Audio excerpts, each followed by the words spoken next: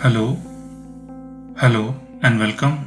AWS के इस part में हम देखेंगे कि हम AWS में EKS क्लस्टर कैसे सेटअप करते हैं। इसके लिए हमें कुछ रोल्स की ज़रूरत पड़ेगी और हम एक EC2 इंस्टेंस लॉन्च करेंगे अपने इस क्लस्टर को उस EC2 इंस्टेंस के साथ में कनेक्ट करने के लिए। आप चाहो तो अपने लैपटॉप का यूज़ कर सकते हो, बट आपको एक IAM प्रोफाइल कॉन्फ़िगर करना पड़ेगा जो मैं अपने EC2 इंस्टेंस में करूँगा। तो चलते हैं, लैब स्टार्ट करते हैं। तो यहाँ से मैं क्लस्टर क्रिएट कर सकता हूँ। अगर आपको EKS सर्च करना है तो आप ग्लोबल सर्च में से EKS सर्च करोगे तो ये रहा हमारा इलास्टिक कुबरनेटिस सर्विस। तो क्लस्टर का नाम देते हैं DevOps EKS और जो वर्जन है वो 1.28 है। मुझे यहाँ पे क्लस्टर रोल क्रिएट करना है। मेरे पास अभी कोई रोल है नहीं, तो मैं IAM पे आता हूँ, यहाँ से एक रोल क्रिएट कर लेता हूँ और यूज़ केस में से यहाँ से मैं EKS सर्च करूँगा। EKS में सेकंड ऑप्शन है EKS cluster, click on next. यहाँ पे पॉलिसी आ गई है एंड क्लिक ऑन नेक्स्ट।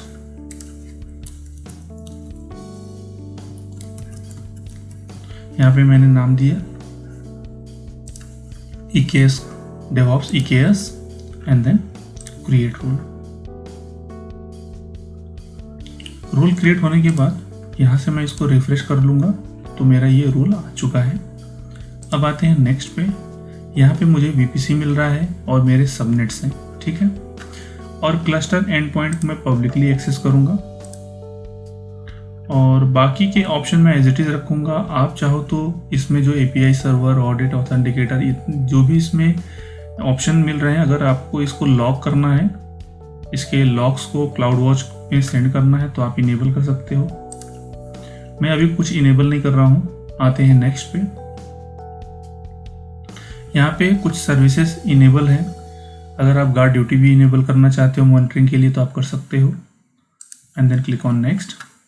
अब जो ऑप्शन हमें यहाँ पे मिल रहे थे उसका ये वर्जन बता रहा है कौन सा वर्जन इंस्टॉल होगा and then click on next. और ये रहा हमारा रिव्यू एंड क्रिएट का पेज। अब मैं यहाँ से क्लस्टर को कर लेता हूँ क्रिएट। ये थोड़ा सा टाइम लेगा, तब तक हम क्या करते हैं, अपने EC2 इंस्टेंस को लॉन्च कर लेते हैं। तो ये जो क्लस्टर है वो मैं ओहायो रीजन में लॉन्च किया मैंने। अगर आप नॉर्दर्न वर्जीनिया यूज़ करने वाले हो तो आपको कुछ प्रॉब्लम्स आ सकती है। मे बी आपको कंप्यूट कैपेसिटी नहीं मिलेगी, इस वजह से मैंने स्विच किया ओहायो में। अब हम EC2 इंस्टेंस लॉन्च कर लेते हैं।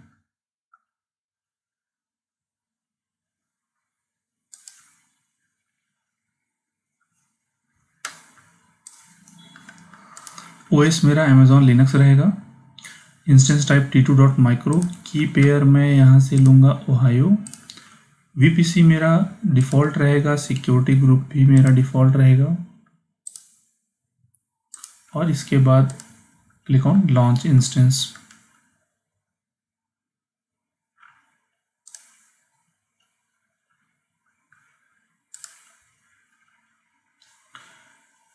मैं एक काम करता हूँ, अपने गिट बैश को ओपन कर लेता हूँ जहाँ पे मेरी फाइल है ओहायो फाइल, ohio.pem।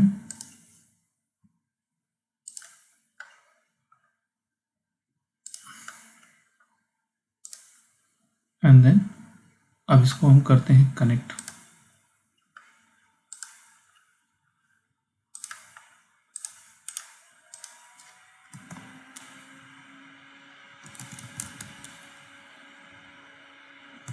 ठीक है, EC2 इंस्टेंस हमारा कनेक्ट हो गया है। तो इसमें हमें और क्या करना है, हमें IAM पे आना है और हमें एक यूज़र चाहिए जिसके पास ये परमिशन हो कि वो मेरे क्लस्टर को एक्सेस कर सके। तो अगर आप यूज़र क्रिएट करके उसको एडमिन एक्सेस दोगे तो आपको एक्सेस नहीं होगा। तो हम रूट यूज़र में क्रेडेंशियल जनरेट कर लेते हैं।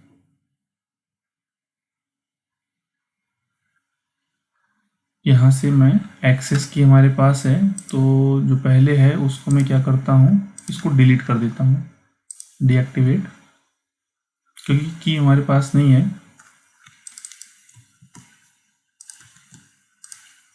Click on delete. ठीक है, डिलीट हो गया है। अब फिर से एक्सेस की जनरेट करते हैं। ठीक है, अब आते हैं अपने पुटी गिट बैश पे। तो यहाँ से मुझे AWS CLI इंस्टॉल करना है। तो AWS CLI ऑलरेडी इंस्टॉल्ड है, तो मुझे कमांड रन करना है AWS configure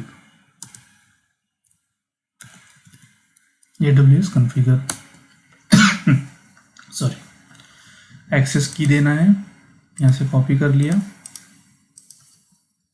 सीक्रेट की देना है, यहाँ से कॉपी कर लिया। और रीजन US ईस्ट 2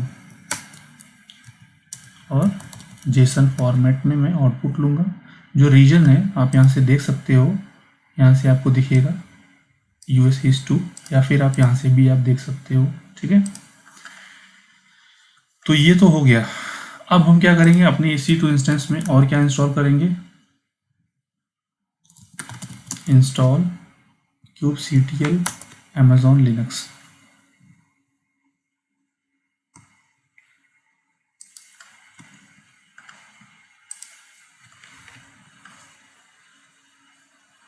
तो थोड़ा सा नीचे आएंगे, मुझे ये ऑप्शन चूज़ करना है लिनक्स के लिए, और 1.28 है, तो इसको कॉपी कर लूँगा मैं।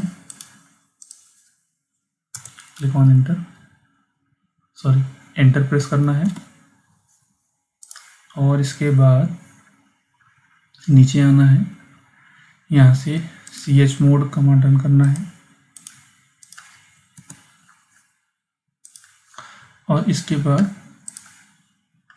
ये वाला कमांड रन करना है। हमें बिन डायरेक्टरी बनानी है, और उसमें मुझे ये फाइल को मूव कर देना है, कॉपी कर देना है, और इसको बैश, ठीक है, इस पाथ को एक्सपोर्ट कर दिया हमने। इसके बाद ये बैश RC में इसको एंट्री कर देनी है। इसके बाद आप यहाँ से kubectl का वर्जन आप देख सकते हो। ठीक है, इसके बाद हमें और क्या करना है, इंस्टॉल EKSCTL Amazon Linux। ठीक है, सेकेंड URL पे आ जाओ, और यहाँ से हमें ये मैक के लिए बता रहा है, नीचे आना है, ये है लिनक्स के लिए। कॉपी किया, पेस्ट कर दिया, ये टेम्प में चला गया फाइल। और इसके बाद यहाँ से हमने मूव करना है इस फाइल को USR लोकल बिन में,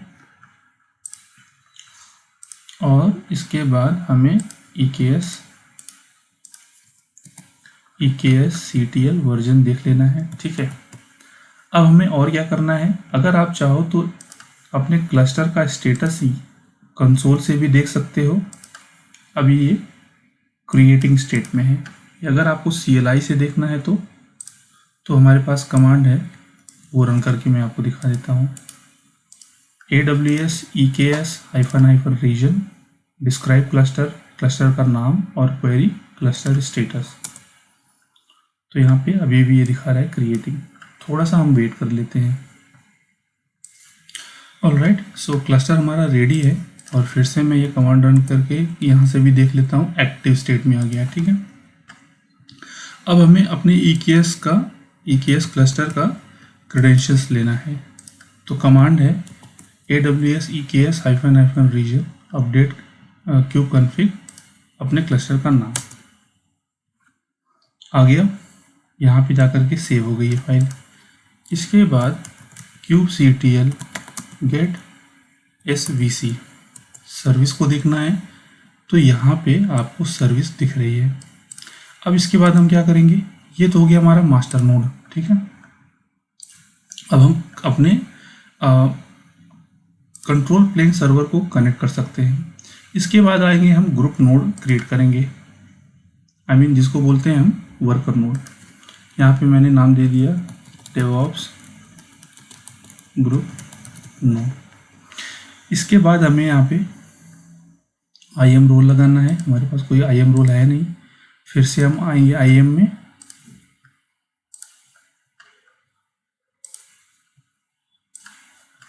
और यहाँ से एक रोल क्रिएट कर लेते हैं। यहाँ से मुझे बताना है EC2।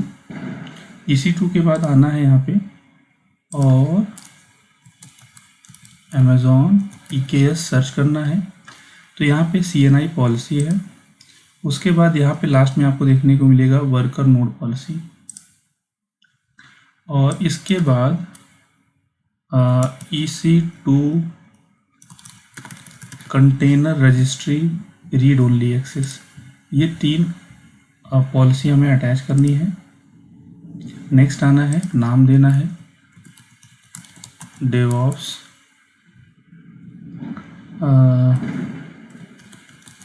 Group node. ठीक है, यहाँ पे ये 3 रोल आ गए हैं, 3 पॉलिसी आ गई है। अब हमारा रोल क्रिएट हो जाएगा।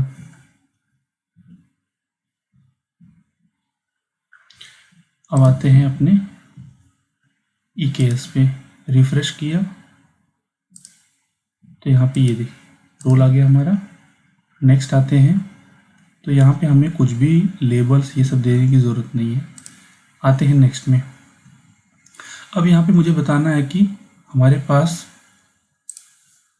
जो सर्वर है वो कौन सा मुझे यूज़ करना है। आप कुछ भी यूज़ कर सकते हो, बट मैं अभी Amazon Linux यूज़ करने वाला हूँ और कैपेसिटी मेरी ऑन डिमांड रहेगी।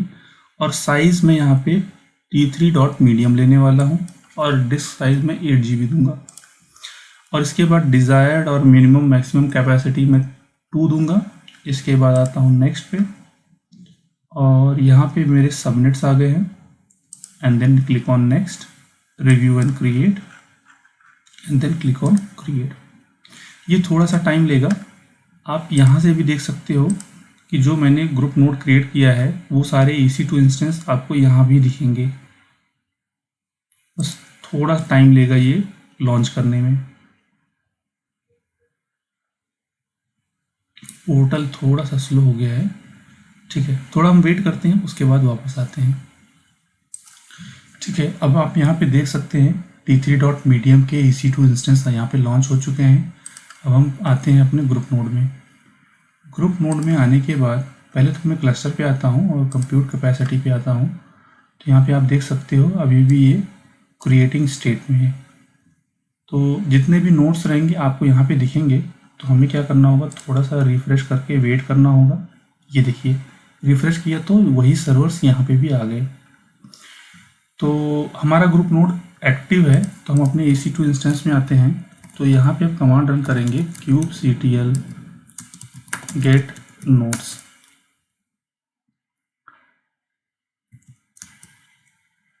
ठीक है, यहाँ पे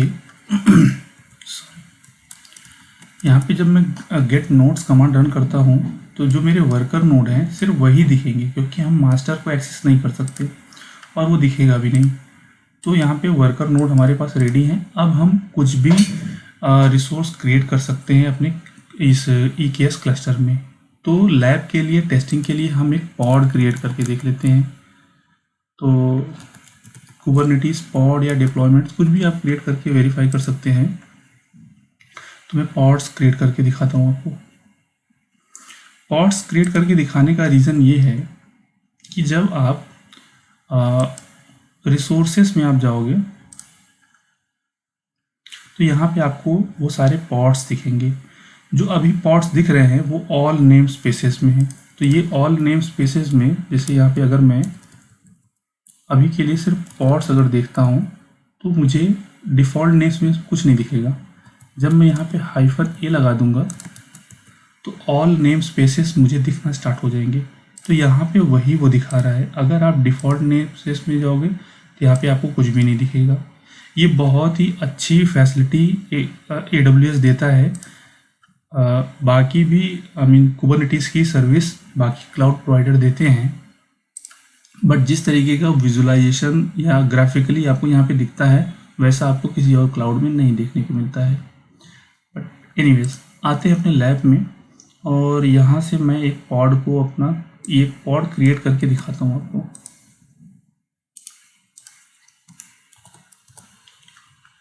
रन किया, पॉड हमारा क्रिएट हो चुका है। ठीक है, अब आते हैं क्लस्टर पे और यहाँ से मैं इसको करूँगा रिफ्रेश। जैसे ही रिफ्रेश करूँगा ये देखो nginx का पॉड हमारा आ चुका है। इसका स्ट्रक्चर्ड वे से आप देख सकते हो या फिर रॉ व्यू देख सकते हो।